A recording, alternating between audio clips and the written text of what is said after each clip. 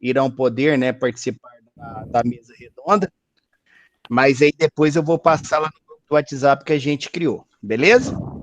Então vamos dar início a mais um evento, né, da nossa 8ª semana da educação à distância do Grupo Unis. Então, de modo, é a melhor semana que nós estamos tendo, né, ao longo, né, dessa caminhada com relação a essa semana. Então, nós vamos fechar as atividades específicas, né, para os cursos de licenciatura em matemática e licenciatura em física, exatamente com uma mesa redonda, né, envolvendo ex-alunos, né, que formaram, seja na matemática ou na física, né, ou que estão finalizando exatamente, né, o curso agora, no início desse ano, tá? Então, eu vou fazer uma breve apresentação de cada um deles, do pessoal que está participando, né? E depois também eu vou deixar aqui, né, esse arquivo, eu vou disponibilizar para vocês nossa sala de coordenação. Como eu tenho contato com todo mundo, né, vocês vão perceber que existe, né, até um certo ponto de questões heterogêneas envolvendo a formação dos mesmos. Aí você vai falar assim, professor Alessandro, mas como assim? Né, porque, na verdade, nós temos alunos aqui, por exemplo, que é formado em engenharia, formado agora em matemática ou física. A gente tem aluno formado em música e também agora licenciatura em matemática, e assim por diante. E aí eles vão relatar um pouquinho da experiência. Eu fiz um pequeno esboço também, né, envolvendo aqui alguns questionamentos, né, que a gente pode estar fazendo, tá? E aí eu vou fazer uma breve apresentação de cada um deles, e na sequência, né, a gente abre aí para que eles possam detalhar um pouquinho mais, né, envolvendo, né, esses questionamentos, esse bate-papo que a gente vai fazer. Na verdade, é uma questão bastante informal, digamos assim, né, para a gente até mesmo, né, falar com relação ao que pode ser feito, né, logo após o curso, né. Então, esses relatos são muito interessantes para que a gente consiga, né, entender a realidade de vários ex-alunos que nós temos, né? E aí depois também a gente vai abrir para outros direcionamentos. Só para que a gente possa entender, né, no nosso quadro de tutores, por exemplo, a gente tem ex-aluno formado nos nossos cursos. Nós temos professores do curso que são ex-alunos nossos, né? Alguns desses alunos que estão participando hoje, né, na verdade, também constituem potenciais, né, alunos discentes que podem seguir a carreira aí, a gente já havia conversado, né, anteriormente, né, de seguir mestrado, doutorado a partir da nossa indicação, mas por conta, né, de alguma particularidade em determinado momento, a gente ainda não conseguiu, digamos assim, alinhar os ponteiros, né, para que isso aconteça. Mas está diante de uma realidade bem próxima, tá? Então, aí eu cito, né, por exemplo, o Flávio, o Edson, né, que eu sei que eles querem seguir esse caminho. A gente vai perceber também, né, a questão de trabalhos de iniciação científica. A gente vai ver, por exemplo, o Edson, né, que é um dos participantes, ele tem, né, digamos assim, uma disposição ímpar na questão de relatar alguns novos procedimentos, né, na área da matemática que se aplica a diversas áreas do conhecimento. Então, por exemplo, né, uma questão que a gente vê lá no ensino médio, né, que é aquela questão da divisão entre polinômios, o Edson desenvolveu um dispositivo, né, uns 3, 4 anos, ele já havia, né, comentado sobre isso, ele mandou um esboço de um artigo, né, a gente fez a leitura, né, não só da minha parte, mas também com outras pessoas do ramo. O dispositivo realmente era um dispositivo original, que foi criado, a gente não tinha esse dispositivo, igual, por exemplo, a gente fala lá de Brio-Ruffini, que é um dispositivo que a gente conhece. Então, ele fez, né, digamos assim, uma espécie de um derivativo, né? E isso, né, a gente pleiteou publicações, inclusive nós já mandamos, né, para alguns periódicos, 2 periódicos, né, retornaram falando que não era muito da questão, né, de leitura dos membros, né, que faziam as análises. Se tratava de um trabalho original, mas que era para a gente dar um outro direcionamento. Como essa questão, né, a partir do momento que a gente pede, né, a publicação em revistas mais conceituadas, então, só para vocês terem uma ideia, a gente fala, né, nas publicações em qualis, né, que isso é feito pelo Ministério da Educação através da CAPES. Então, nós temos qualis A1, A2, A3, A4, B1, B2, B3 e B4. Nós mandamos, né, esse artigo dele, né, agora na revista, já tem mais de um ano que nós já enviamos, fizemos o reenvio a uma outra revista, né, e estamos aguardando até hoje o parecer deles, mas só para vocês terem uma ideia, essa revista ela é Qualis A2, então é uma revista de ponta, é um periódico de ponta. Então, isso às vezes demora. Tem revista que a gente manda que demora 3, 4 anos para responder. Tem outras revistas que, né, voltam em 3 meses, 4 meses. Então, é só para vocês, né, terem uma ideia do que nós formamos, né, do que nós temos de ex-alunos. Essa semana também, né, tivemos o privilégio de receber também, mais uma vez, o professor Anderson. O professor Anderson, ele é ex-aluno do curso de matemática também. Ele formou na última turma do curso presencial que a gente tinha no Grupo Unis. Ele, né, numa conversa, num bate-papo informal também, em um recreio, né, eu gosto até de falar recreio, porque eu lembro muito disso, a turma falava recreio, né, não fala muito intervalo. A gente conversando, ele falou, oh, professor, eu gostaria de tentar seguir a carreira, será que eu consigo? Será que eu tenho características para isso? Porque, na verdade, antigamente, né, isso eu falo com muita tranquilidade, aqui no Unis, mais ou menos, né, eu fiz até uma contagem, né, eu não consegui chegar ao número exato, mas não só alunos do cursos de matemática, física, ciência da computação, engenharias. Hoje, por exemplo, né, pela manhã também tivemos uma palestra sobre inteligência artificial do professor Wendel. Ele é um aluno formado no curso de computação, mas também foi um dos alunos que a gente encaminhou para fazer mestrado e doutorado. Hoje ele já é doutor, né, ele fez na Unicamp, no departamento de engenharia mecânica, com a coisa do sanduíche, né, na França. Então, assim, eu até tentei fazer um número exato, mas eu não consegui fazer esse número exato.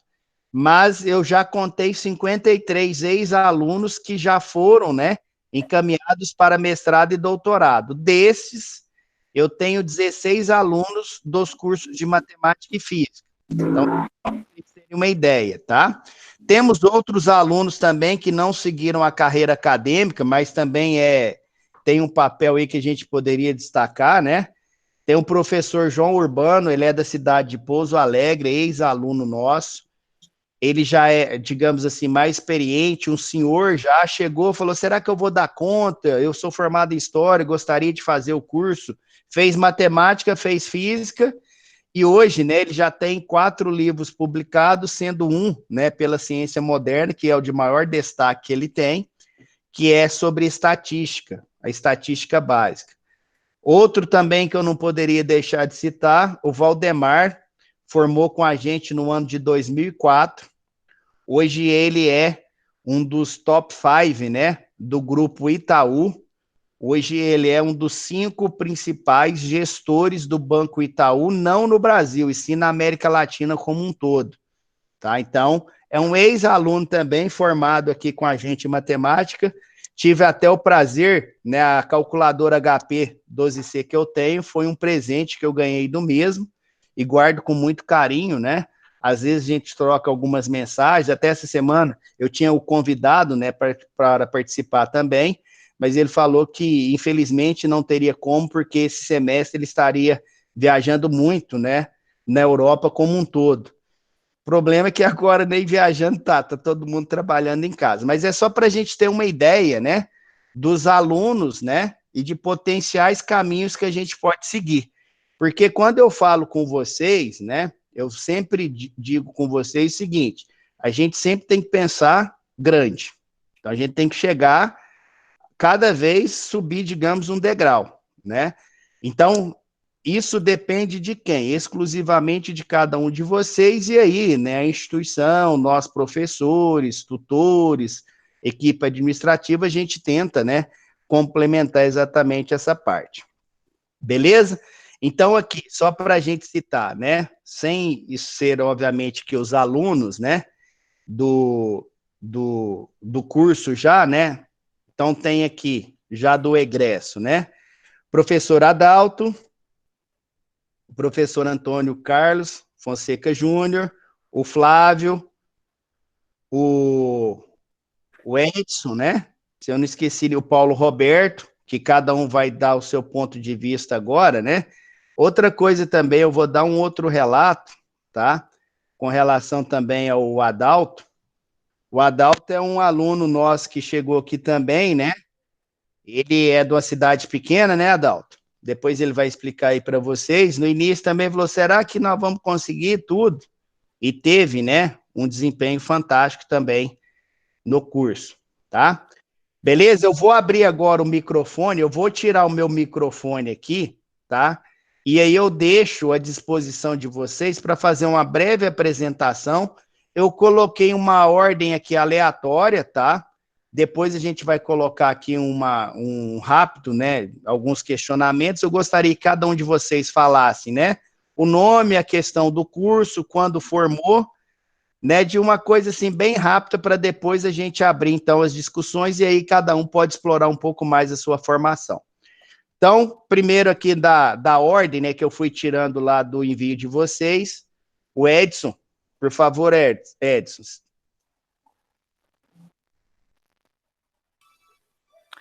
Olá, boa tarde, pessoal. Boa tarde, Alessandro. Primeiro, obrigado, Alessandro, pelo convite. Né? É um prazer para mim estar participando dessa mesa com o senhor e com os demais. Eu sou da cidade de sou do interior de Minas, e eu formei em licenciatura plena em matemática em 2015, aqui pela Unis. Me formei com o certificado de honra ao mérito universitário e fiz a pós-graduação em ensino de física e matemática também pela Unis. Eu atualmente trabalho em escolas públicas.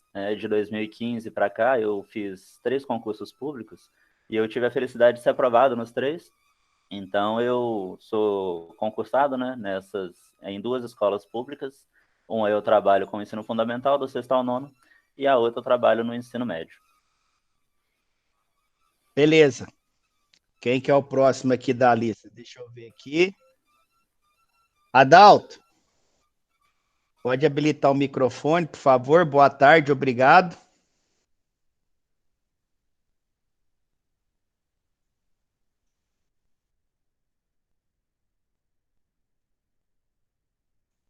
Tá me ouvindo, Adalto? Talvez ele não habilitou o microfone alguma coisa, então eu espero depois ele, a gente... Agora o Flávio. O Flávio tá com o microfone, ok? Pode ser, Flávio? Pode. Primeiramente, boa tarde a todos aí. Agradeço, Alessandro, pelo convite. É uma alegria mesmo estar podendo compartilhar da minha experiência com vocês no decorrer dessa mesa redonda. Vou me apresentar rapidamente. Meu nome é Flávio Augusto, vou resumir porque o nome é enorme. Sou graduado, primeiramente, em Engenharia Mecânica, aí na Unis, formei em 2015. Depois de ter tido a minha experiência como engenheiro mecânico, eu senti que não era o meu dom trabalhar com engenharia mecânica, e depois tive a experiência de lecionar física num cursinho preparatório, e lá que eu tive, né, vamos dizer de uma maneira mais engraçada, eu tive o chamado para ser professor mesmo, né, e para poder conseguir oferecer um ensino de qualidade, eu iniciei a licenciatura em física, né, o qual formei no ano passado. Sou natural aqui de Cruzília, também cidadezinha pequena aqui no sul de Minas, e atuo como professor na escola particular na cidade de Caxambu, cidade vizinha. Dou aula em 2 cursinhos preparatórios para vestibular e estou ingressando como professor numa escola municipal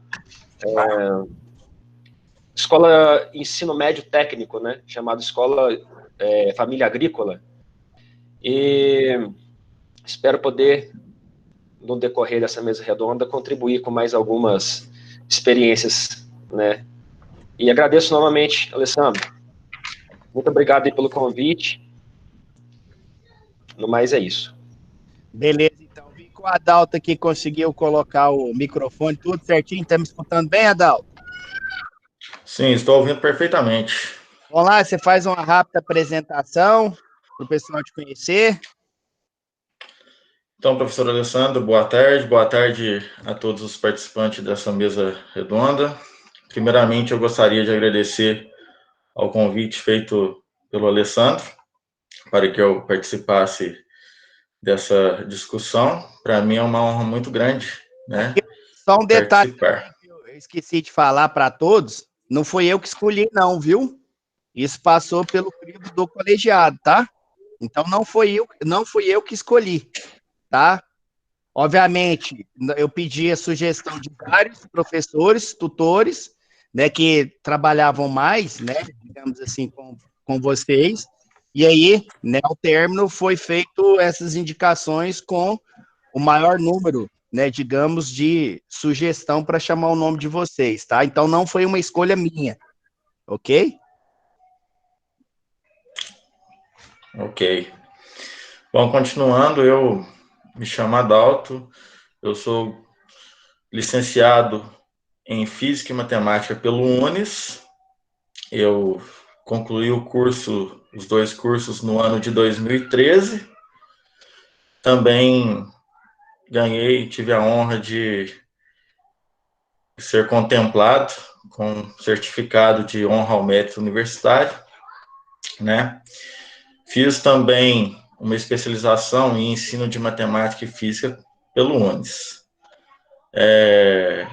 Já atuei como professor de física e matemática em várias escolas aqui. Eu sou natural de Carvalhos, uma cidade pequena do sul de Minas, próxima a Cruzília.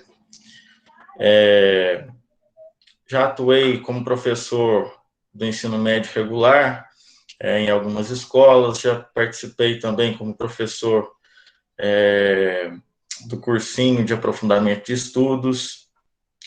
Já trabalhei também como professor de curso preparatório para concursos, numa escola particular. Já fui diretor de escola, da Escola Estadual Nossa Senhora do Bom Sucesso, de Serranos, onde lá eu atuei na gestão administrativa, financeira e pedagógica durante 3 anos e meio. E atualmente eu trabalho como professor de matemática e física na Escola Estadual na Dantas Mota de Carvalhos, onde eu estudei e onde eu fui aprovado nos 2 concursos que fiz. Fiz um concurso para física, primeiramente, lá quando eu estava no 3º período do curso de licenciatura em física, lá em 2012, no primeiro semestre de 2012. Passei no concurso, me formei, fui chamado e tomei posse do cargo. Depois, posteriormente, em 2018, em junho de 2018, também tendo sido aprovado no concurso para matemática, fui chamado e empossado, então, no cargo de matemática dessa escola, em junho de 2018. Também cheguei a fazer mais um concurso para professor de matemática municipal da cidade de Seritinga. Fui aprovado, fui chamado, mas já devido ter os 2 cargos públicos, eu não pude assumir um terceiro, né? Para mim foi de grande valia todos os ensinamentos do Grupo UNES, né? Dos professores, dos colegas, que a gente sempre tinha os artigos do PIC, contribuíram muito para a minha formação. E eu espero poder também, nessa mesa redonda de hoje, poder contribuir, né, dar a minha contribuição para essa discussão. Beleza, obrigado, viu, Adalto? Aqui o Flávio já foi. Paulo Roberto, tá me ouvindo?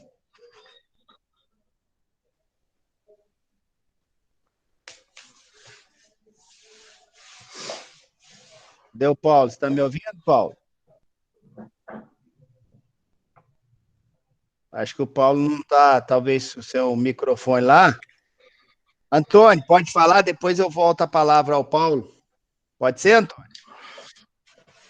Pode ser, beleza? Tudo bem? Estão me ouvindo? Perfeitamente. Tudo bem, joia. Beleza. Meu nome é Antônio Carlos Vieira da Fonseca Júnior. Sou formado em engenharia mecânica, em matemática. Formei agora em 2019. Talvez seja o que formou mais recentemente aqui, pelo que eu vi. Estou vendo. Comecei assim, comecei agora a trabalhar no começo desse ano. Não fiz nenhum concurso público ainda. Consegui ser contratado para trabalhar numa escola estadual. Sou professor do tempo integral, dou aula no laboratório de matemática e também comecei a dar aula, fui convidado para dar aula num cursinho que abriu aqui na minha cidade, um cursinho pré-vestibular e que tem atendimento de acompanhamento escolar e aulas particulares. Agora, com essa realidade da pandemia, né, a gente está trabalhando só com aula particular, atendimento individualizado. Como sou formado em engenharia mecânica, no meio do curso, assim, fui convidado, mostrando uma aptidão, assim, por gostar mais de ensinar. Converso com o professor Alessandro, me indicou para fazer matemática. Eu resolvi fazer matemática porque eu senti, assim, que eu gostava de ensinar e de ser professor. E estou gostando, sou mais recente na profissão, estou gostando, pretendo aí me desenvolver mais na área. E é isso. Quando foi isso?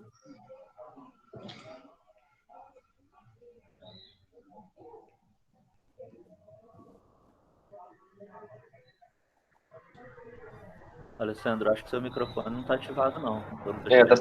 Tá sem áudio.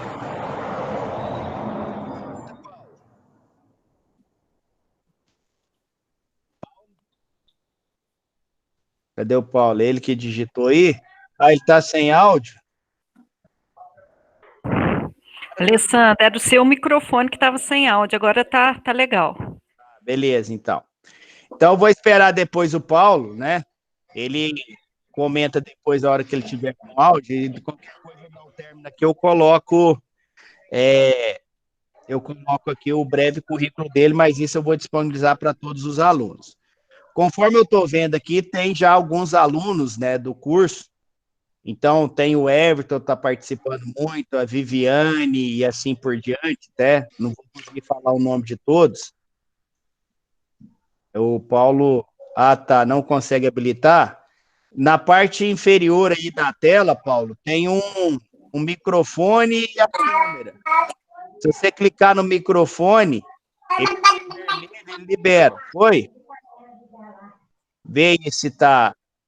Beleza. Foi, agora foi. Sim, perfeitamente. Você pode falar. Você me ouve agora? Eu vou desabilitar o meu microfone e espero você comentar sobre...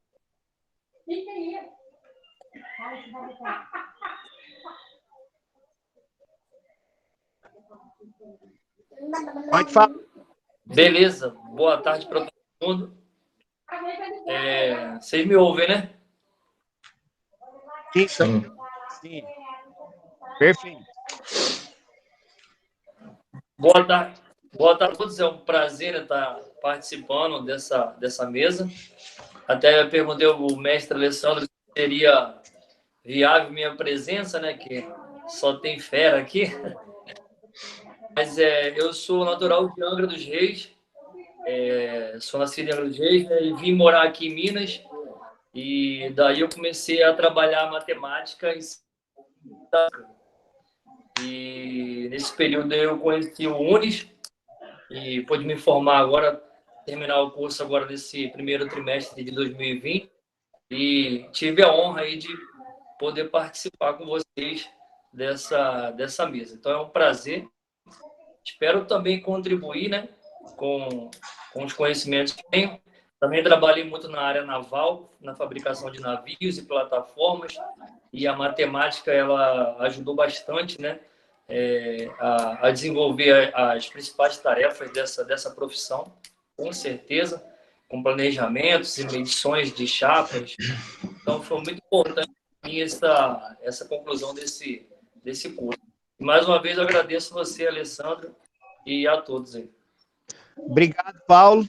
Eu sei que alguém perguntou ali para a Valéria, né, a questão das perguntas. Nós vamos abrir para os questionamentos. Nós vamos fazer de uma forma bem informal, tá? Não vai ter nada de formalismo. De repente, em cima do que o pessoal for comentando, né? Vocês podem fazer as perguntas aí, pode estar no bate-papo aí, eu com a Valéria vai conduzindo. Digamos assim, a gente não vai ter uma sequência lógica, que eu fiz alguns apontamentos que podem ser discutidos, então eu fiz aqui um breve resumo, tá? E aí a gente pode abrir, né, para que vocês possam, né, dar as suas considerações a respeito. Não é que a gente tem que seguir uma determinada ordem, tá? Mas é só para a gente levantar questionamentos. O pessoal aí do curso pode também fazer algum tipo de colocação, se assim desejar agora. Depois, se for perguntas muito específicas, a gente pode deixar para o término e aí a gente faz a pergunta a vocês. Ok? Pode ser? Faz a pergunta a vocês. Ok? Pode ser. O que nós vamos discutir aqui, né? Então, detalhar um pouco mais sobre as suas experiências, aí quando a gente fala as experiências de sala de aula, né, condução e assim por diante, a contribuição do curso, né, para a sua formação como profissional, quando a gente fala na questão, né, como cidadão e como docente, eu fiz o microfone, que eu terminar, vocês habilitam, vai ficar dando muita interferência, pode ser? Beleza, obrigado. Como as disciplinas de cunho pedagógico, né, contribuíram para o planejamento e desempenho em sala de aula, existe, né, às vezes, né, isso eu falo por experiência própria. Quando eu me formei lá, que eu fiz tanto bacharelado quanto licenciatura, né, eu ficava meio assim com relação às disciplinas de cunho pedagógico, né? Então, por exemplo, eu não me esqueço da disciplina de didático, tanto que ela foi importante, né, para mim, né? Então, assim, às vezes existe aquele receio, eu preciso estudar conteúdo específico, mas você não pode deixar de esquecer, né, com relação à sua formação como pessoa, né, as questões filosóficas, as questões sociológicas, né, as questões psicológicas, né, e assim por diante. Quais métodos e técnicas, né, vocês se utilizam para o ensino dos tópicos de matemática e de física no seu dia a dia de docente, né? Experiências, né, que vocês, de repente, aprenderam no curso, aplicam na sala de aula, quais as principais dificuldades, né, limitações que a gente encontra no dia a dia. Então, esses seriam aqui os primeiros pontos, né, que a gente poderia trabalhar. Então, agora eu vou deixar de uma forma bem natural, eu vou fechar aqui o meu microfone e eu deixo vocês à vontade, não só os egressos, né, mas, de repente, se alguém do curso já quiser fazer algum tipo de colocação, indagação com base, né, nessas primeiras indagações colocadas aí, fique à vontade. Perfeito? Quem vai começar? Posso? Só fazendo corrigindo, né? Estendo todo o meu agradecimento a todo o colegiado também, viu, Alessandro? Então, a minha questão foi um pouco complexa, porque quando eu introduzi no curso de engenharia, eu nunca me imaginava como professor, né? E a engenharia, vamos falar assim, me propiciou muita coisa, né? Ela abriu a minha mente, porém, ela, né, somada à minha imaturidade na época, ela me limitava com relação à questão social, né? Eu não tinha uma sensibilidade com pessoas, né? Por conta que, né, a minha conexão era mais com máquinas, vamos dizer, de uma maneira mais simples. Então, após, né, ter me encontrado na física e ter ingressado aí na licenciatura em física, a disciplina, vamos ser bem específico, né, as práticas de formação, elas trouxeram à tona a minha sensibilidade humana. Isso achei muito, muito interessante, muito bacana, porque eu me considero que passei a ser mais humano após a licenciatura, tá? Eu comecei a ver pessoas com um olhar bem, bem diferente, as limitações humanas com um olhar diferente, né? As diferenças com esse olhar bem diferente. E isso para mim foi a maior conquista. Ter despertado em mim esse sentimento eu considero que foi mais grandioso do que o próprio diploma, né? Porque acabou me tornando uma pessoa, um cidadão melhor e não somente um profissional melhor, tá? Então, essa contribuição da licenciatura para mim foi incrível. Tive um contato com uma área que eu não era familiarizado ainda. Tentando seguir um pouco essa linha aqui, Alessandro, de raciocínio, né? A metodologia, eu não adotei um método bem especificado. Eu tento usar maneiras mais, vamos dizer, dinâmicas, né? Tem que ser uma adaptação, vamos falar assim, de local para local. Tem certos momentos que dá para aplicar certos tipos de procedimentos que são mais eficazes com alunos, por exemplo, de uma escola particular. Quando vai para uma escola pública, uma escola estadual, já tem que haver essa adaptação, né? Você tem que se adequar a cada, vamos usar um termo bem ruim, né, para cada clientela, né? E acho que isso é bom porque dá uma certa liberdade da gente de aperfeiçoar essa flexibilidade, tá? Então a gente acaba conseguindo responder a diversos tipos de demanda de cada aluno. As dificuldades encontradas até o momento, eu acho que são mais internas, né? Vamos considerar assim que é aquele conflito interno entre você e você mesmo, né? Com relação ao estresse causado pelo dia a dia, né? Porque dentro do ambiente escolar, eu me sinto em casa, eu me sinto muito confortável, eu não consigo sentir dificuldades, por mais complexos que seja. Eu comecei a dar aula na Escola Estadual São Sebastião aqui de Cruzilha, quando iniciou-se ali o ensino médio integral integrado, e ali já, durante o processo desse primeiro ano como professor do ensino integral, houve várias mudanças malucas que deixaram os professores todos doidos, né, devido a muita mudança, uma atrás da outra, né, devido às exigências do Estado. E eu me senti confortável mesmo assim, né, eu não senti problemas nisso. E é nisso que eu acabo, né, comentando com vários amigos e alunos meus, que eu acho que o segredo para talvez chegar nesse tipo de vivência, né, é fazer o que ama, né? Pelo menos eu fui chamado de maluco por vários amigos meus, falaram, pô, você vai largar engenharia mecânica dá muito dinheiro. Eu falei, não, eu não quero dinheiro, eu quero ser um profissional realizado, né? E como professor, eu tive esse sucesso como profissional realizado.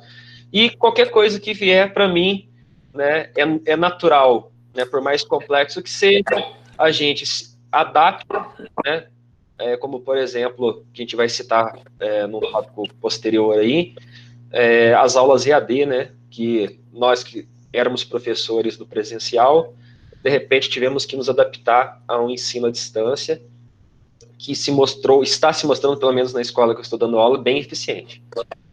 No mais é isso, espero que tenha falado tudo que eu tinha programado para esse tópico inicial. Só para comentar aí, porque sempre existe essa dúvida, né? O que o pessoal do presencial agora faz não é educação à distância, são aulas remotas, tá? Porque existe uma diferença entre essas duas modalidades, digamos assim.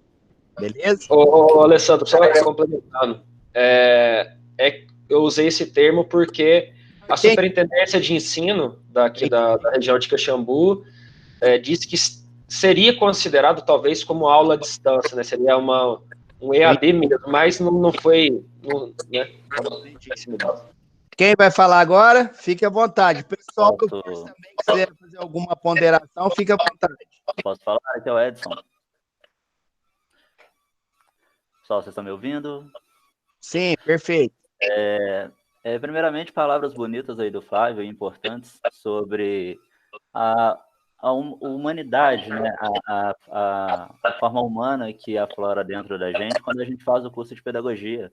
E principalmente quando a gente está na prática, né? A gente vê o ser humano de uma outra forma. E eu, particularmente, eu era muito focado em conhecimento técnico, né? Para mim, quanto mais matemática eu soubesse, mais conteúdo técnico eu soubesse, o melhor professor eu seria. E hoje eu vejo que não é bem assim. Então, essa parte das disciplinas, né, de pedagogia que o curso ensina é de extrema importância na prática do profissional ali em frente à turma, né? Eu até... Eu acho que assim, a parte mais importante do curso foi as discussões sobre o posicionamento do professor, não como um impositor, né, ou como um transmissor de conhecimento, mas sim como um mediador. Porque transmitir o conhecimento, assim, isso já é um pouco difícil. Agora, fazer com que o aluno compreenda e se desenvolva, eu acho que é mais difícil ainda, né? Porque às vezes muito professor começa a falar, né, sobre a disciplina, mas será que realmente o aluno está conseguindo entender ou está conseguindo se desenvolver com aquilo? Então, essa parte pedagógica realmente é extremamente importante para o profissional na prática, né, ali em sala de aula. E uma das coisas que eu mais gostei também durante o meu curso foi o estágio. No estágio, você vê toda a teoria que você aprendeu na prática, né? E como foi a primeira vez que eu estive diante da turma, né, ali no lado do professor, é realmente muito diferente quando você está aqui estudando, né? Quando você está estudando, tudo funciona, mas quando você está lá na frente, às vezes para uma turma funciona, o mesmo método para outra turma não funciona. Então, muitas vezes você se desenvolve de acordo com as suas turmas. Eu acho isso muito interessante. E eu tive uma experiência no meu estágio também interessante, que eu fiz o estágio com duas professoras. Uma professora extremamente competente, organizada, planejada, e uma outra professora que não tinha essas características, sabe? Uma professora que não se planejava, uma professora que... E, assim, já aconteceu até de questões da prova dela, ela mesma não sabia resolver, sabe? Então, eu observei muito isso e aprendi muito durante o estágio o que eu deveria e o que eu não deveria fazer, né? Então, assim, como aí tem alunos que ainda estão estudando, é até um conselho, deem bastante valor a essa parte pedagógica, né? E ao estágio, porque isso vai fazer vocês profissionais melhores no futuro, é o que eu acho. E sobre... as técnicas assim utilizadas, como eu disse, às vezes você utiliza uma técnica que funciona numa turma, mas às vezes para outra turma não vai funcionar, né? Às vezes você tem que se desenvolver. Agora, uma coisa que eu observei, né, é que, assim, pelo menos até o momento, deu certo em todas as turmas, é que quando eu vou, por exemplo, iniciar uma questão, eu percebi que os alunos se preocupam muito no para que estudar esse conteúdo. Para que isso vai servir para mim, né, na minha vida? Então, geralmente, quando eu inicio um conteúdo, eu inicio com uma aplicação daquele conteúdo, principalmente na tecnologia, no celular, no computador. E eu tive duas experiências que eu achei interessante compartilhar com vocês, que numa aula de conjuntos numéricos, eu tinha acabado de explicar a matéria já, e a gente ia iniciar aqueles problemas envolvendo conjuntos. Tantas pessoas votou no candidato A, tantas no B, e tantas pessoas votaram nos dois candidatos, né? Só que antes de iniciar esses problemas, eu falei para a turma que a gente ia começar, a partir de agora, resolver problemas do IBGE, do Instituto Brasileiro de Tecnologia e Estatística. Todo mundo começou a prestar atenção. quando eu falei sobre que a gente ia começar a resolver problemas de um instituto nacional. E eu achei isso interessante, porque quando você não mostra para o aluno onde vai se aplicar ou para que serve aquilo, é totalmente diferente a atenção que ele dá para a sua aula do que quando ele sabe onde utilizar, sabe? E uma outra experiência foi quando eu ia ensinar sobre gráficos cartesianos e coordenadas. Eu iniciei a aula falando que eu ia ensinar para eles como que o GPS do celular deles funciona. E foi incrível, assim, 100% da turma começou a prestar atenção em mim, sabe? Então, eu gosto muito de mostrar para eles, né, a aplicabilidade e, principalmente, numa coisa que pertence ao dia a dia deles, né? Que é um celular, um computador ou coisas assim. Eu achei isso bem interessante. E uma terceira e última experiência foi quando eu estava ensinando eles progressão aritmética. O problema das fórmulas, né, que aquela coisa de decorar as fórmulas muitas vezes é até repudiada por muitos professores e tudo, e concordo, mas nessa aula eu tive a felicidade de construir a fórmula com eles, né? Eu deixei o problema em aberto e, por exemplo, eu coloquei uma sequência numérica e pedi o 100º termo. Alguns pegaram a calculadora para tentar achar, outros desistiram, mas teve alguns que começaram a perceber algum padrão, né, que é a razão da PA, e conversando com eles, a gente acabou descobrindo o método para encontrar o 100º termo. E eu fiquei passando problemas para eles durante uma semana, talvez, sem mostrar que existia a fórmula, só utilizando o método que eles mesmos criaram. Então, esse tipo de coisa, você deixa de ser aquele professor que só está transmitindo o conhecimento pronto e começa a construir o conhecimento com eles. E isso, além de chamar mais a atenção deles, eu acredito que desenvolve muito mais eles do que da forma clássica que habitualmente a gente vê, né, por aí. Então é isso. Perfeito. Alguém mais? Aí eu vou colocar um outro questionamento que talvez dá para a gente casar com esse também, tá? Porque depois a gente abre para as perguntas e eu tenho algumas outras considerações. Eu coloquei um outro bloco de questionamentos aqui também que dá para relacionar com esses anteriores. Quais as principais diferenças que observa em seus alunos com a época que você estudava? Quais os principais tipos de questionamentos que surgem? Você se utiliza da tecnologia no seu dia a dia? O que mudou a partir da pandemia? Né? Além desse presencial ser agora à distância ou remoto, né, que o pessoal fala. O que vocês acham que pode mudar dentro de sala de aula para o novo normal, né, que é o que o pessoal está falando, né? Quais seus principais desejos futuros? Só para a gente dar uma pincelada nisso. Fica à vontade também, tá? Pessoal, vou puxar novamente aí à frente. Com relação a essas principais diferenças da minha época de estudo aí, vamos considerar do ensino médio, né, porque minha experiência é com o ensino médio e o Fundamental 2. Eu não participei do Fundamental 2, né, dessa maneira como 9º ano, né, porque na minha época era até 8ª, mas eu achei muito interessante, ainda seguindo essa mesma pegada, né, que cada vamos falar assim, escola tem uma pegada diferente. Eu percebi que na minha época a gente tinha mais, vamos dizer assim, mais interação professor-aluno, né? Os alunos eram mais participativos, era uma coisa mais, havia mais interação, e a gente tinha uma perspectiva de futuro já pré-definida, a gente queria ser algo, a gente já tinha um pensamento. Quero ser professor, engenheiro, sabe lá o quê. Eu percebi que na escola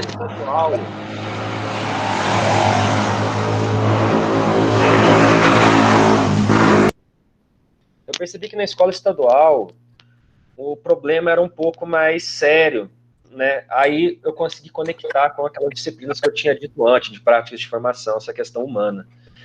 E a realidade dos alunos da escola pública é bem pesada. E eu vi que eles, nessa questão, interação professor-aluno, interação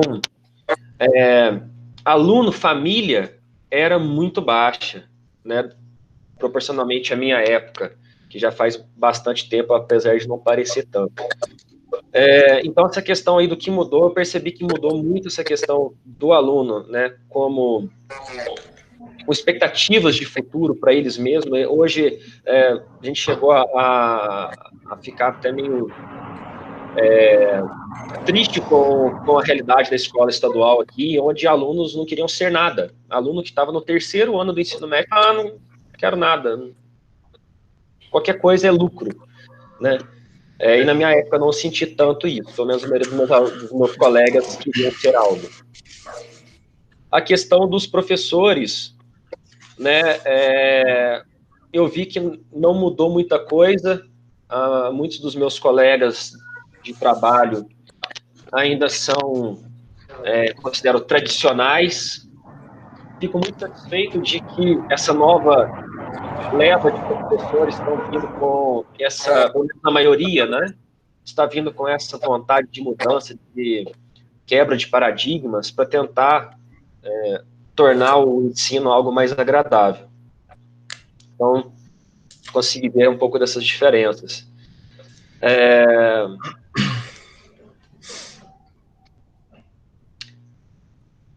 Alessandro, só a questão do segundo tópico que você disse, quais os principais tipos de questionamentos que surgem em conteúdos específicos? Dá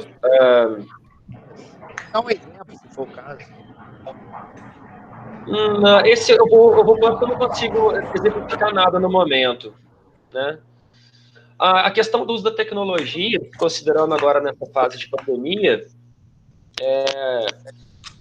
a gente, através do uso do celular e de computador, a gente faz uso de uma plataforma digital para tentar tornar a aula um pouco mais interativa, né? Com vídeos, com alguns softwares de simulação, mas isso aí, a princípio, foi indicado pela escola, né? E está se mostrando também interessante, os alunos estão gostando. Mas, a princípio, é isso, porque os alunos não estão... Os alunos atuais, que eu acabei percebendo, né? Voltando ali no primeiro tópico, devido ao uso do celular diariamente, muito uso do celular, os alunos começaram a ficar, vamos dizer assim, mais preguiçosos, né? Por mais que seja um aplicativo, vamos supor, um software de simulação para eles, né, por exemplo, simularem gravitação, que seja, né, eles verem como funciona, por exemplo, a força gravitacional, alguma coisa do gênero, eles têm acesso no celular, mas não acham interessante porque tem outras coisas mais interessantes para fazer, e eu prefiro ficar ali no WhatsApp conversando, ou mexendo no Instagram, ou Facebook. Voltando àquele primeiro tópico, era isso também, os alunos ficaram mais desfocados, mais dispersos. Então, o uso da tecnologia, por enquanto, a gente não faz muito uso dela. O que mudou aí durante a pandemia, o que acho que pode mudar, essa aqui é a parte que eu achei mais bacana, né? Eu considero que a pandemia veio para reeducar o ser humano e mostrar que a gente é capaz de adaptar, como, né, a nossa evolução aí durante centenas de milhares de anos aí fez com que a gente tivesse essa capacidade de adaptação e conseguir mostrar para nós mesmos que somos capazes de adaptar, que somos capazes de vencer qualquer obstáculo que vier. Então veio esse obstáculo da pandemia, onde os alunos possuíam um ritmo de estudo já pré-definido, já acomodado nesse modelo, e de repente não haverá mais aulas presenciais. Nossa, e agora? O povo começou a descabelar. Vai dar errado. Aí, não, vamos tentar fazer a princípio ia ser como tutorias, através, no caso do material poliedro que a gente usa na escola lá.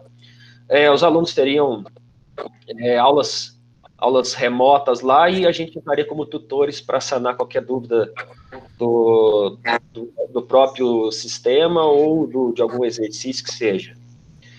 Só que esse sistema não se mostrou tão eficiente porque os alunos não têm essa capacidade autodidata, né? E a ausência de um professor ali interagindo com eles deixava eles meio inseguros quanto ao conteúdo. E nisso começamos a dar essa aula através de videoconferências, acabou sendo aulas mesmo, né? Com explicações aí de 1 hora. E acabou sendo bom, né? Os alunos conseguiram sentir essa confiabilidade neles de volta no material e continuar seguindo o estudo. Não é a mesma coisa que uma aula presencial, mas está suprindo com essa atual demanda deles.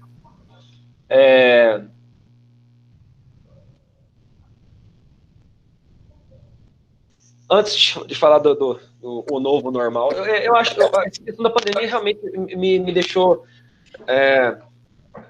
satisfeito em ver o que nós somos capazes, né? Pelo menos as pessoas que têm uma visão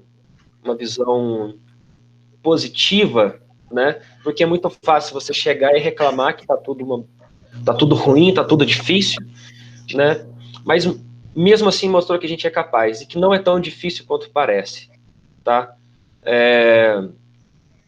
E deixa eu ver se tem mais algum detalhe a dizer aqui.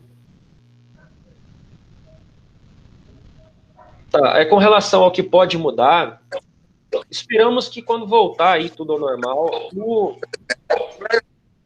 essas pessoas que passaram, os professores que passaram, né, os alunos que passaram por esse processo, consigam, né, valorizar, porque ainda existe muita desvalorização dos profissionais da educação, e eles consigam valorizar que o professor sim faz falta, né, já que durante o processo onde os alunos não tiveram professores como contato direto e que os pais tiveram que assumir, vamos falar assim, de uma maneira indireta, o papel de professor para tirar a dúvida dos seus filhos, muitos pais entraram em parafuso, viram quão caótico isso que não é tão simples assim ensinar um filho, né? Imagina nós, professores, ensinando para, né, salas de aula com mais de 30 alunos, em alguns casos, né? Por exemplo, eu dou uma aula para uma sala de 45 alunos do primeiro ano do ensino médio, e não é simples, mas que esse momento traga ali o sentimento dos pais de maior valor aos professores. Só relembrando aqui o que o nosso colega, deixa eu só relembrar o nome dele, desculpa, não decorei, que falou agora há pouco. Cadê? O Edson. O Edson, né? Isso, o professor Edson. O Edson, você relembrou um tema que eu não tinha recordado para dizer.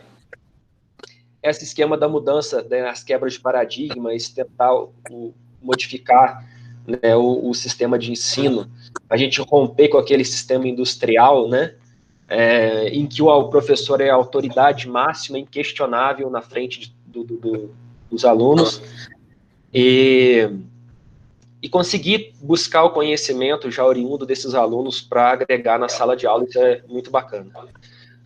Espero que tenha, né, dado certo o que eu disse aí, e passo a palavra para quem quiser. Posso complementar, então, a palavra do Flávio? Bom, Flávio, assim, colocando todas as palavras que você disse, tem uma parte que nas diferenças que eu observo sobre a escola antes e a escola agora, eu acho que o uso da tecnologia é muito bom, é claro, mas, por exemplo, na minha época, se eu precisasse de alguma informação, eu precisava ir na biblioteca. Nós precisávamos nos reunir, procurar uma enciclopédia, um livro, uma Barça, para conseguir encontrar aquele conhecimento. E hoje o conhecimento está na palma da mão desses meninos, né? Então, assim, eles ficam um pouco mais, né, ficam um pouco mais preguiçosos mesmo, igual você colocou. Mas uma coisa também que eu acho que deveria mudar e não mudou é justamente as aulas dos professores. Se a gente olhar 10, 20, 30 anos atrás, vamos colocar a minha mãe na escola, provavelmente ela estava sentada numa cadeira, com um lápis na mão, um caderno, e o professor lá na frente falando. E hoje, depois de 30 anos, é mais ou menos a mesma coisa. Assim, tudo em volta se evoluiu, e a escola eu vejo que ela parece que parou um pouco no tempo. E, pelo menos na minha experiência, eu percebo também um pouco de resistência dos próprios professores, principalmente os professores mais antigos, em mudar a forma de dar aula, né? Uma ideia de inovação tecnológica, por exemplo, eu vejo muita resistência por parte deles de estar interagindo, de estar tendo ideias novas e de estar mudando, né, a forma de dar aula. Então, eu acho que isso deveria mudar também, porque o aluno de hoje não é o mesmo aluno de 30 anos atrás. Então, eu acho errado você querer ensinar da mesma forma que se ensinava 30 anos atrás os alunos de hoje, né? Então, eu acho, assim, que ao invés de brigar contra a tecnologia, esses alunos nasceram em meio à tecnologia. Então, ao invés de brigar contra a tecnologia, a gente aprendeu um pouco a usar ela a nosso favor, né? Uma das aulas que mais chamam a atenção dos alunos é justamente quando você usa um retroprojetor. Inclusive, eu coloquei um retroprojetor na sala para ensinar sobre coordenadas e liguei o Google Earth. Quando eu liguei o Google Earth, todo mundo começou a prestar atenção e a gente foi por outros lugares do mundo, na França, fomos na casa de cada aluno. Então, querendo ou não, a gente está em meio a essa tecnologia, e eu acho que a escola deveria também, sabe, se utilizar dessa tecnologia para chamar a atenção dos alunos. Claro que não retirar, né, o estímulo ele a ler um livro, né, claro que não. Mas também se utilizar da tecnologia eu acho importante. E aproveitando aqui a linha de raciocínio sobre a pandemia, né, eu vejo que, assim, colocando já todas as palavras que você, Flávio, falou, né, que são corretíssimas, mas uma coisa que eu vejo também é que talvez o aluno percebeu a importância da interação com o professor. Talvez ele percebeu a importância do professor, né? Mas, por outro lado, o aluno pode ter aprendido a estudar sem o professor. Isso também não é ruim, porque o aluno, agora na pandemia, ele está tendo meio que se virar, que ler a matéria, que tentar entender por conta própria. E talvez isso, futuramente, se a gente até começar a trabalhar em cima disso, a gente consegue alunos mais autodidatas. Alunos que conseguem não depender 100% do professor ou de alguém do lado dele ensinando ele, mas ele mesmo busca um conhecimento na internet, busca um material para ler. Quem sabe a gente tira uma coisa boa dessa pandemia, que é alunos possivelmente mais autodidatas no futuro. Acho que é isso. O Edson, você falou um negócio interessante, que foi um dos maiores problemas da minha vida, eu não ter aprendido a ser autodidata durante o meu ensino fundamental e médio. Eu cresci muito dependente do que era ofertado pelos professores. E, a duras penas, né, tive que desenvolver essa habilidade durante a faculdade, né, e feliz daqueles que consegui desenvolver isso desde já, né, então, realmente, essa questão é muito bacana. E só dando um gancho aqui, para não deixar de responder o Everton dos Santos Almeida, com relação ao uso do celular na escola. Na escola particular que eu dou aula, é proibido o uso de celular, né, amparado por lei, então os alunos têm que estar com o celular desligado em sala de aula, somente podendo fazer o uso dele em situações que o professor previamente comunicar à direção que fará o uso do celular para alguma atividade. É proibido mesmo, porque o celular tira o foco do aluno. Ele não vai conseguir prestar atenção em você, prestar atenção no material e nas mensagens do WhatsApp simultaneamente.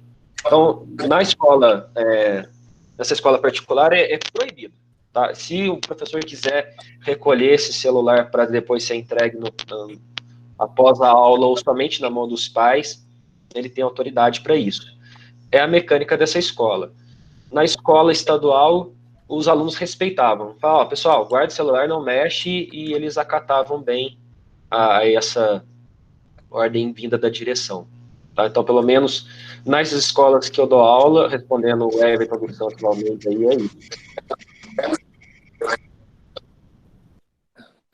é isso. Só para fazer uns comentários em cima do que vocês estão falando, e aí eu vou abrir também para o pessoal do curso, né, que queira falar dos cursos. Até essa semana, né, semana retrasada, que o pessoal começou a falar da questão das escolas estaduais, municipais, agora com aulas, né, e assim por diante. Na verdade, é uma via de mão dupla. E apareceu uma reportagem no canal de televisão aqui local, eles entrevistaram 6 alunos. Esses 6 alunos, eles falaram o seguinte, inclusive, né, um dos alunos comentaram sobre uma aula de matemática, uma aula sobre funções. E aí a menina falou o seguinte, olha, do jeito que a gente está estudando, não dá. Porque aqui, em casa, eu não me concentro. Lá na sala de aula eu fico concentrado. Aqui na minha casa eu fico tentando mexer no celular. Eu fico tentando olhar o que estão me falando no WhatsApp e assim por diante. Juntando a isso, né, para a gente chegar numa questão que eu quero colocar para vocês, quando começou a educação à distância, por exemplo, o UNES foi a primeira instituição no Brasil a adotar o curso de Sistemas de Informação à Distância. Quando o pessoal ligava procurando os nossos cursos, né, Sistema de Informação, Matemática, Física, Normal Superior, Pedagogia, depois foi aumentando, o pessoal no início perguntava assim, no meu diploma vai vir escrito Educação à Distância? Porque se for vir, eu não quero fazer esse curso. Hoje em dia, o pessoal pergunta assim, por que no diploma não vem Educação à Distância? Aí você fala assim, bom, mas por que você tinha aquele pensamento e por que você tem esse pensamento hoje? Eu estou te falando porque um ex-aluno, no ano passado, ligou questionando isso. Ele tinha formado, foi da primeira turma 2008, e ele perguntou, por que no meu diploma? Olha bem, antigamente falava, se for Educação à Distância, eu não quero no meu diploma. E agora ele quer o diploma. Por quê? Porque, querendo ou não, né, quem faz o curso é o aluno. Seja na educação básica, seja na educação superior e assim por diante.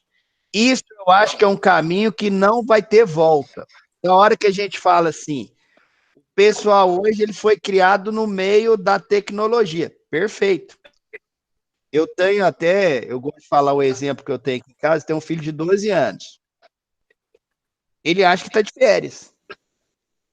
Eu acordo todos os dias, 7 horas, 15 para 7, 7h15, 8 horas começa a aula, eu vou lá, chamo, aula. Mas eu não, aula. É aula agora. Aí você pensa assim, bom, aquela aluna que deu a entrevista falando, aqui na minha casa eu fico disperso, eu não consigo me concentrar. E lá na sala de aula talvez seria até pior. Às vezes o professor está comentando, o Edson fala, eu coloquei aqui, se eu tivesse 40 alunos, tenho certeza que uns 10 estavam dispersos, querendo ou não. Porque a pessoa, fisicamente, ela está lá, mas mentalmente não está lá. Então não é a modalidade. Agora que a pandemia vai, né, igual você usou a palavra, reeducar as pessoas, eu espero. Eu espero que aconteça. Porque quando a gente fala na área da educação, e você tem vários pesquisadores, né, que defendem essa ideia, as pessoas, observe, por exemplo, em casa, quanto tempo você conversa com as pessoas da sua casa, o pessoal só quer mexer no celular, só quer ver uma coisa. Isso contribui para a sua não formação como uma pessoa social e assim por diante. Então, essa questão de debater, de discutir, isso está sumindo.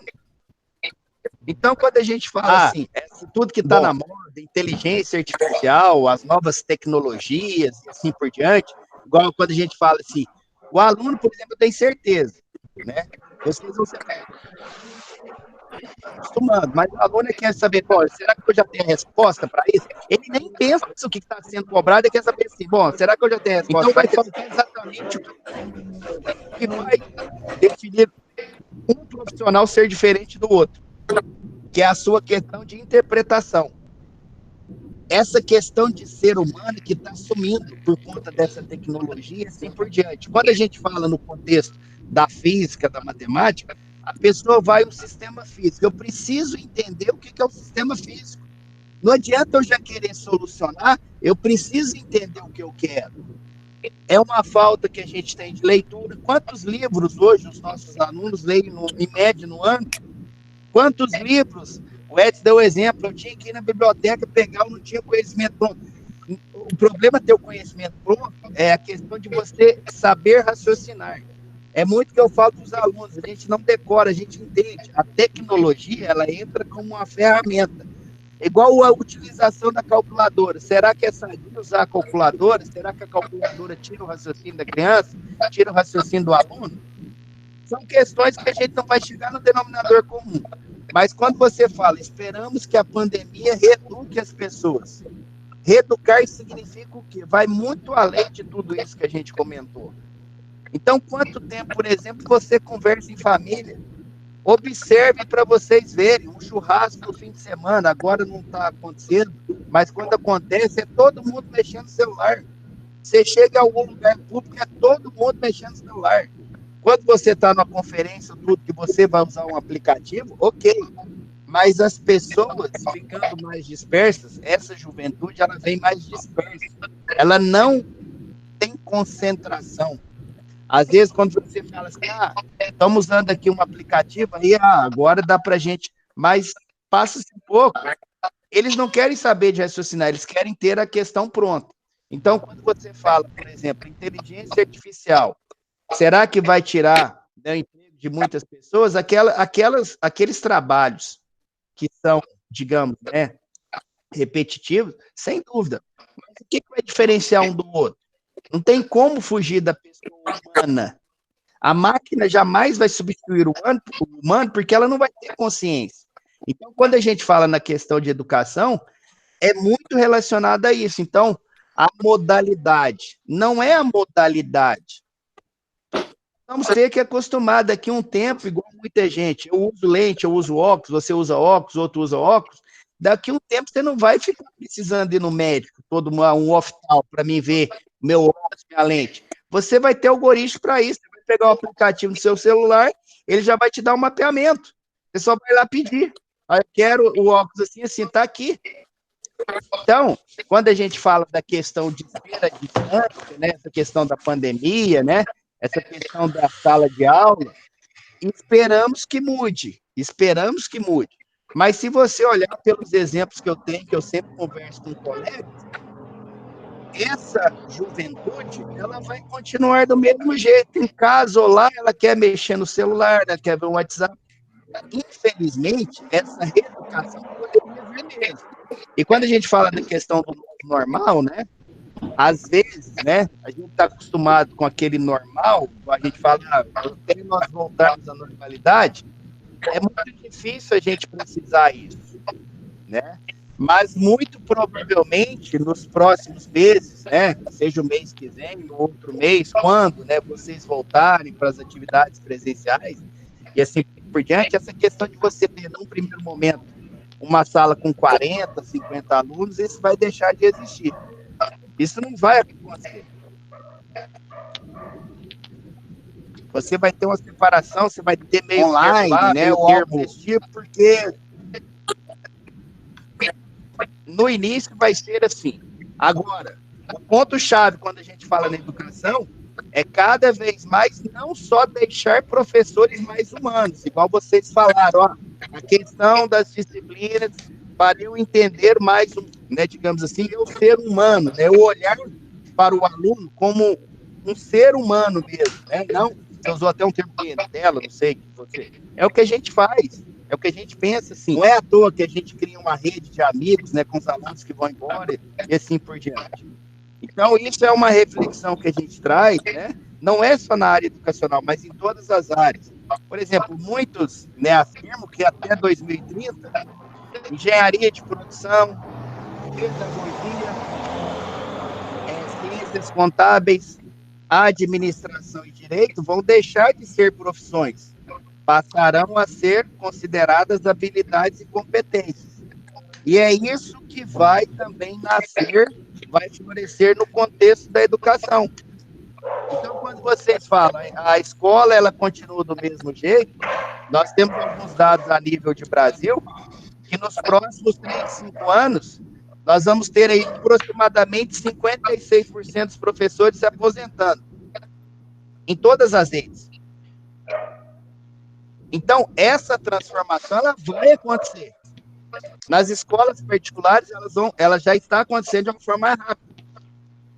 Então, nós já vamos implementar no nosso EAD a questão da automatização, da questão do digital, de uma questão de quando você abre lá um jogo no celular. Essa questão que vai vir agora. Na parte, né, da escola tradicional que vocês falam, né, das carteiras, daquele jeito, a gente já não vai ter mais isso. O Unis, por exemplo, já não tem mais isso. São muito poucas salas que já estão se transformando, o restante já está tudo diferente. Pensando num modelo diferente. Agora, as adaptações vão chegar também nas escolas municipais e estaduais, só que isso demanda o quê? Tempo, demanda recursos, demanda uma mudança de quebra de paradigma e assim por diante. Mas isso vai acontecer também nas escolas. Isso é um caminho sem volta. Agora, aliado a tudo isso, nós temos que sempre pensar na questão humana. É igual o pessoal sempre coloca, igual nós estamos vivendo nesse momento. Digamos assim, é uma tomada de decisão muito complicada. Você vai para a rua, não vai para a rua, fica dentro de casa, não gira, como que fica? É muito complicado. Tem uma questão filosófica por trás, querendo ou não. Então, quando você fala assim, vão todo mundo para a rua, vão continuar como era, você está pensando no global, no globalismo que a filosofia fala. Que vocês, né, estudaram, o pessoal que não estudou ainda vai estudar.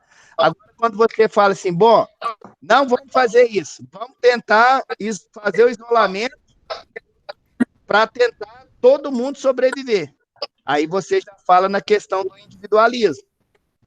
Cada vida para você, tem um grau de importância como qualquer outro. Você quer salvar pessoas. Então é muito complicado. Será que você olha na questão do individualismo ou você olha na questão do globalismo? Quando a gente vai para a sala de aula, principalmente nas escolas municipais estaduais, você tem que levar esse pensamento e você tem que discutir isso. Porque, igual alguém de vocês comentou, a realidade, às vezes, dos alunos é muito próxima, com relação à classe social desse tipo, mas, de repente, são bastante heterogêneos. Então, a gente tem essas limitações e assim por diante.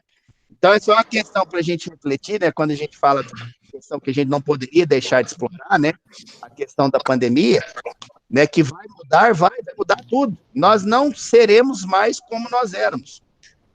Eu só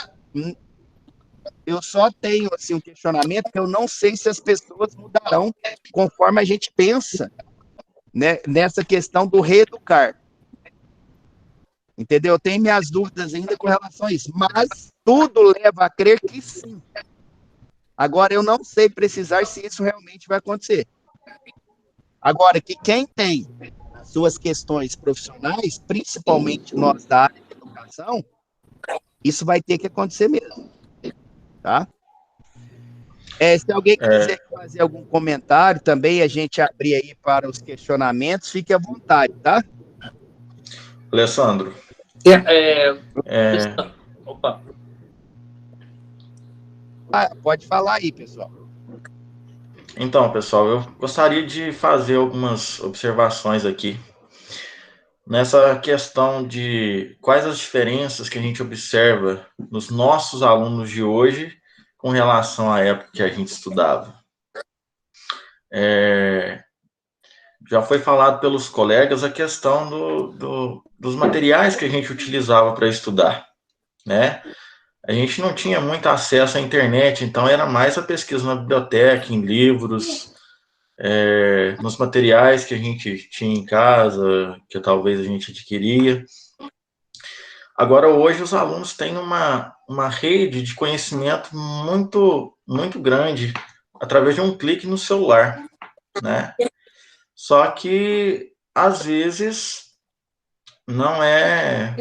eles não utilizam dessa oportunidade que tem.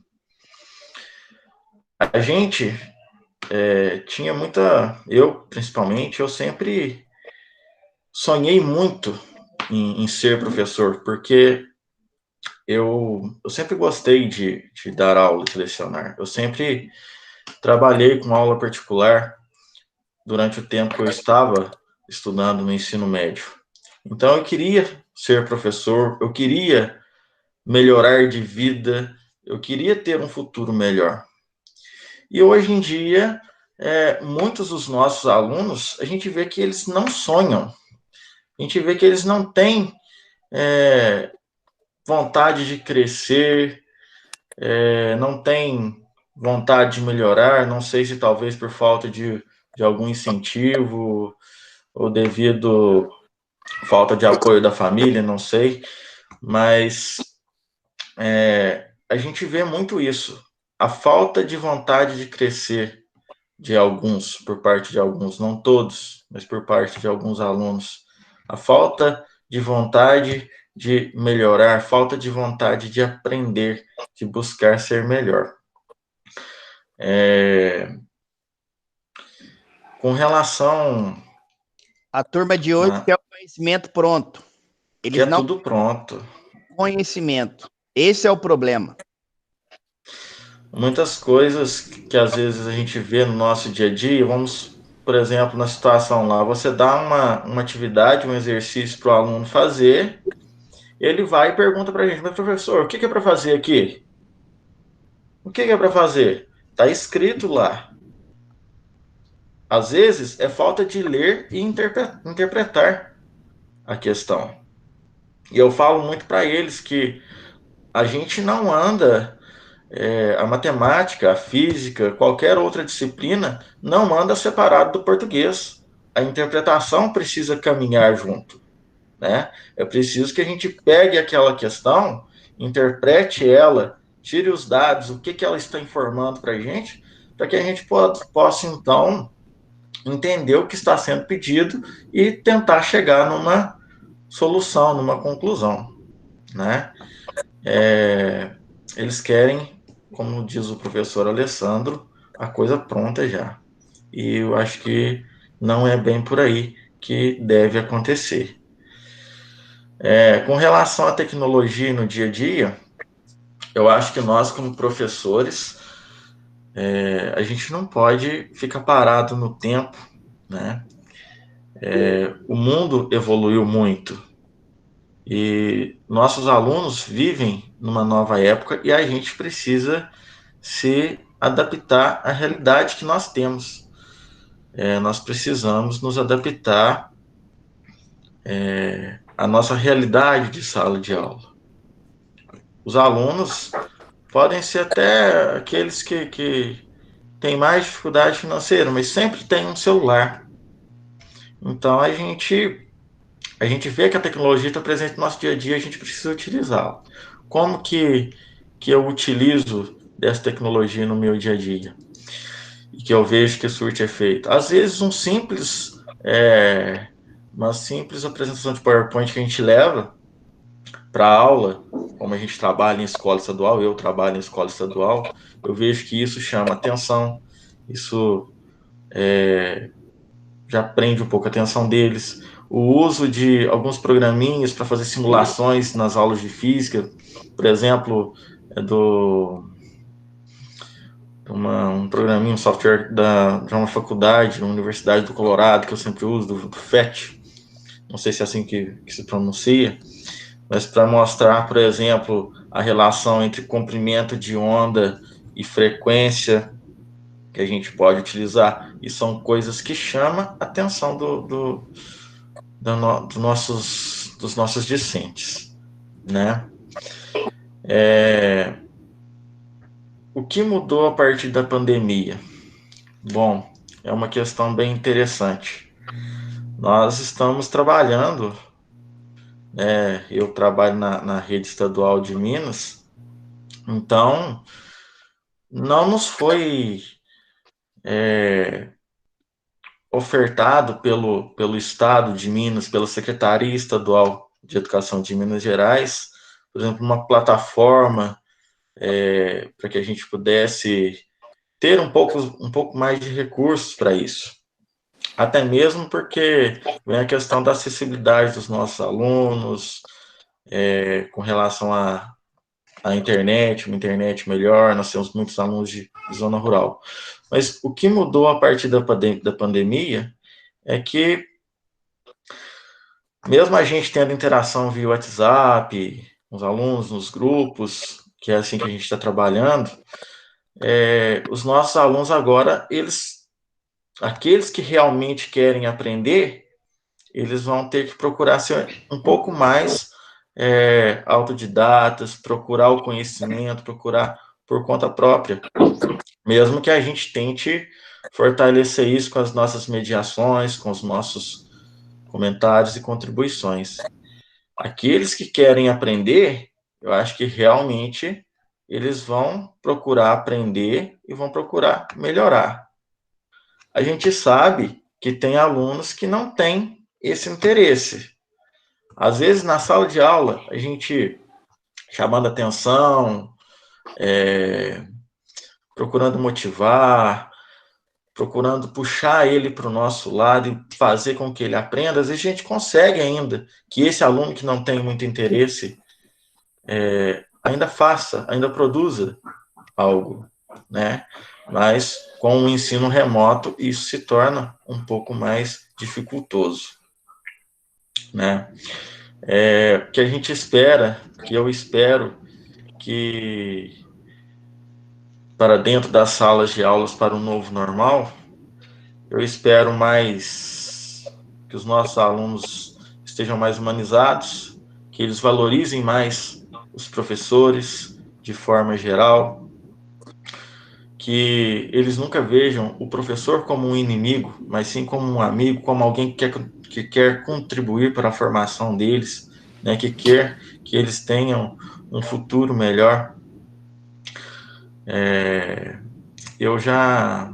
Como eu disse, eu atuo atualmente, eu estou atualmente em sala de aula, mas eu já estive do outro lado da moeda também, eu já fui diretor de escola estadual. E uma das situações, uma das questões que me levaram a não querer continuar como diretor, como gestor, foi que o sistema público de ensino, ele tem as suas leis. E eu acho que as leis educacionais, elas não dão apoio para o professor, para que a gente possa fazer um trabalho melhor, desenvolver melhor nosso trabalho. Eu digo para o professor e também para a equipe gestora da escola. Às vezes a gente até quer fazer determinadas situações para que melhore de forma geral, mas às vezes tem sempre algumas leis que podam a gente, e isso deixa a gente muito frustrado, né? Eu gostaria, conforme na época da minha saída da direção, eu comentei com alguns amigos, se a gente pudesse fazer aquilo que realmente precisa ser feito, né? Daí sim, eu acho que seria bem mais bacana, digamos assim, atuar na gestão escolar. Mas devido à falta de apoio, né, do sistema público de ensino à equipe que trabalha na escola, eu acho que isso é bem complicado, né? Mas a gente espera que os nossos alunos valorizem mais os professores, valorizem mais essa interação que acontece em sala de aula, valorizem mais aqueles que querem o bem deles.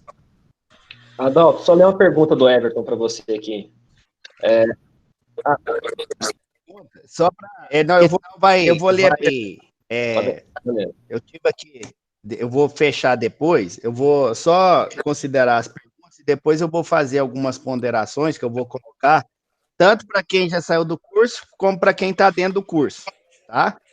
Aí, a ideia minha também é que pelo menos uma vez por mês a gente faça esse tipo de atividade, tá? Aí depois eu vou pedir um quadro de horários de vocês para ver qual que seria o melhor dia, para que a gente possa, pelo menos mensalmente, fazer essa conexão de quem está dentro do curso com quem está do lado de fora já, que eu vou colocar alguns apontamentos no final que eu vou direcionar tanto a vocês que já estão fora do curso, quanto ao pessoal que está dentro do curso, beleza?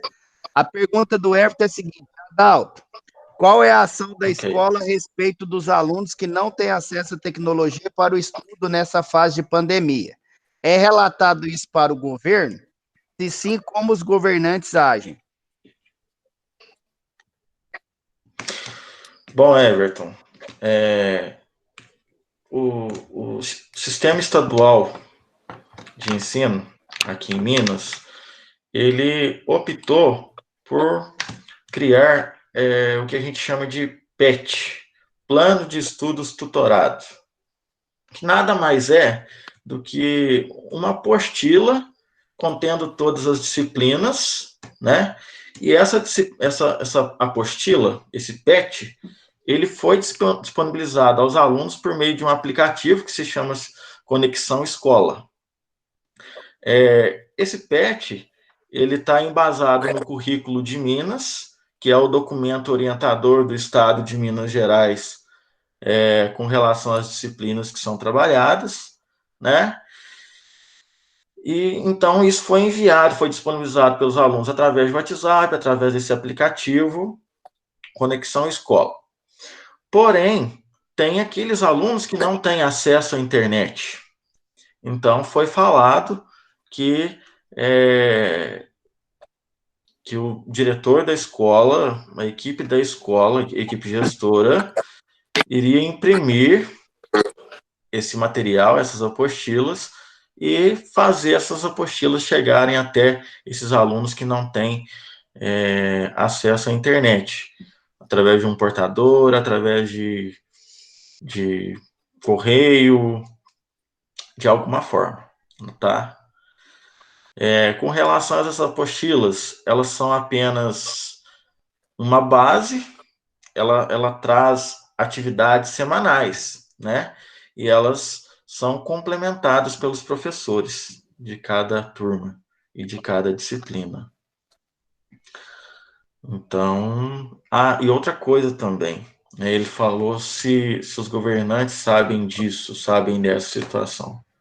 Sim, foi disponibilizado, tem uma página no Facebook que a gente busca as informações com relação à educação em Minas, as legislações, as resoluções, e lá foi falado, foi publicada essa informação de que seria necessário que os diretores de escola fizessem um apanhado daqueles alunos que precisariam dessa apostila impressa e que isso fosse enviado para a sede da secretaria em Belo Horizonte. Então, quer dizer, conhecimento disso eles têm, sim. Beleza. Espero que eu tenha respondido. Beleza, com certeza. Eu vou só fazer umas ponderações para a gente encerrar, mas aí nós vamos... Alessandro. Oi. Antes de você fazer é o Paulo. Oi, Paulo. Antes de você fazer suas ponderações, eu observei aí, pude ter o prazer de participar e vi que os nossos amigos aí são mais efetivos dentro da escola, né? E eu queria deixar só uma pequena contribuição quanto à minha área. Eu uso da matemática para poder ensinar música. E eu peguei uma coisa muito legal que você falou, que foi as questões prontas. E quanto à música, a gente também tem bastante isso. A pessoa quer aprender a tocar algum instrumento, ou quer mexer com alguma área da música, e ela vai no Google e digita como fazer tal acorde. Né? E eu trabalho muito com, por exemplo, Pitágoras, né? que é o primeiro criador da escala musical. A gente trabalha muito com essas explicações, as tensões das cordas, trabalha muito com fração, né? E a escola que tem 130 alunos, para a gente ser diferenciado, né? Explicar, usar da matemática. E a primeira pergunta que uma pessoa fez foi sobre por que eu preciso disso, né? Para poder tocar, sei lá. E uma coisa muito importante que eu falo que é para a gente ser diferenciado, né, cara? Porque se você paga uma aula de música particular e você apenas aprende a fazer como faz aquele acorde, alguém te fala como faz, e você não tem embasamento, explicação, aquilo vira uma opinião. Você está dando uma opinião para o aluno, eu acho que faz desse jeito. Então, quando você trabalha a matemática em cima da música, as explicações, as frações, da onde veio uma oitava, né? Um intervalo de quinta justa, um intervalo de quarta justa, da onde saiu esses intervalos, tudo em cima da matemática. E isso é muito importante, né? Para um aluno, para o diferencial do músico, para o diferencial do aluno. Então, assim, eu queria deixar minha pequena contribuição, né, a respeito desse assunto, que a matemática ela pode ser usada assim para outros meios, né? Igual me formei agora nesse primeiro trimestre de 2020, já uso da matemática, já tem um bom tempo já com a música, e isso é muito importante, a gente abrir a cabeça dos nossos alunos, dos nossos amigos que estão estudando também, que esse estudo da matemática, ele está no cotidiano, né? Ele está no nosso dia a dia. Pode ser usado aí para outras profissões, outras áreas, e, de fato, dá uma diferenciada bem bacana na nossa vida profissional. Aquilo que você consegue provar para a pessoa, aquilo que você consegue convencer ela provando, é muito mais importante do que você chegar, é assim que faz. Porque o assim que faz tem aí o Google, né, que pode ajudar a pessoa. Então, eu acho muito bacana essa iniciativa, e me sinto lisonjeado de poder participar, né? Não sou ativa dentro de sala de aula como nossos amigos aí, né? Até parabenizo a cada um deles, mas